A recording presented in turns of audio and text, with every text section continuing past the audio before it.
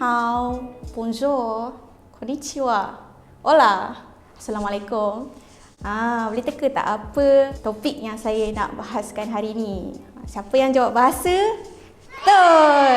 So, hari ni saya nak bercerita tentang bahasa sebenarnya. Ada apa dengan bahasa? Jadi saya beri dulu definisi bahasa. Paling simple, bahasa ni merupakan satu sistem yang berstruktur di mana kita menggunakan simbol-simbol untuk kita komunikasi, menyampaikan suatu maklumat ataupun statement dengan tujuan kita nak komunikasi dengan orang. Pendek kata, ada benda dalam kepala kita ni, kita nak sampaikan, kita nak orang faham apa yang kita nak cakapkan. So itu adalah bahasa. Dan pernah tertanya tak, dalam otak kita ni, kat mana sebenarnya pusat bahasa? So ada dua tempat dalam otak yang merupakan pusat untuk bahasa. Satu dipanggil Broca area. Broca area ni merupakan satu bahagian di dalam otak yang fungsinya adalah untuk kita menghasilkan ucapan, untuk kita bercakap, yang bolehkan kita bercakap dengan lancar. Macam saya buat ni, maksudnya saya tengah menggunakan Broca area ni dengan aktif. Jadi apa yang berlaku sekiranya Broca area ni rosak? Mungkin kena stroke ataupun orang yang ada kecederaan pada otak,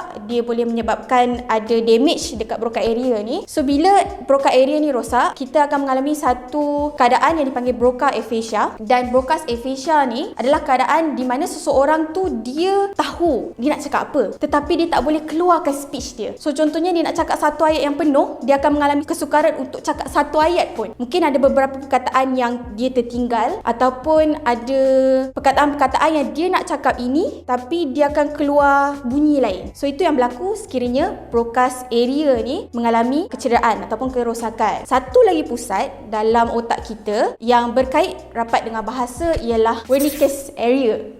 Saya tak tahu macam mana pronounce sebenarnya. Kalau bahasa Melayu ni pakai Wernicke area.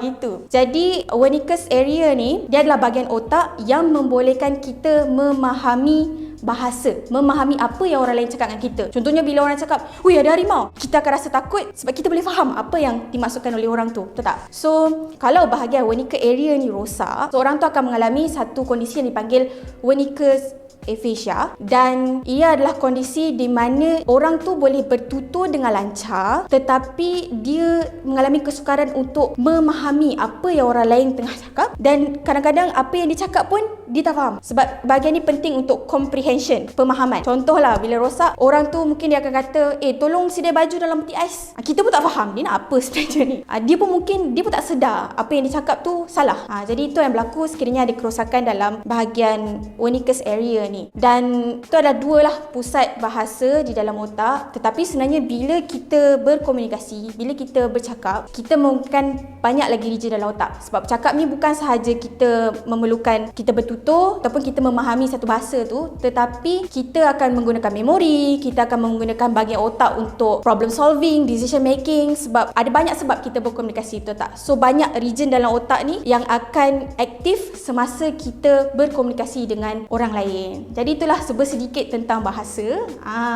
Sekarang dah tahulah kan kat mana sebenarnya bahasa ni berpusat.